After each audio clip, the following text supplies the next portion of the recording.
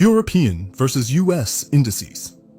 Which market truly leads? In this video, we compare European and US equity markets and ask which region is really leading as of May 2026. As you can see from the screen, the answer is more nuanced than it used to be.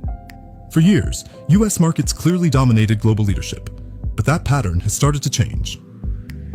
Recent performance. The first point is performance. As you can see from the screen, major European benchmarks such as the Euro Stoxx 50 and the DAX have outperformed US indices in relative terms during the first part of 2026. That means Europe has taken the lead in near-term market momentum. Valuation gap. The second point is valuation. US equities continue to trade at a clear premium, with forward price-to-earnings multiples around 20 to 22 times for the S&P 500, compared with roughly 14 to 16 times for the DAX.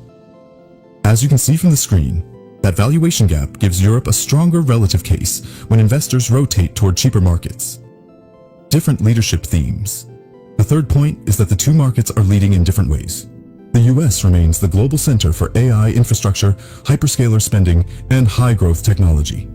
Europe, by contrast, is benefiting from a rotation into undervalued cyclical sectors such as banks, defense, and industrial automation. Different risks. Each market also has a different vulnerability.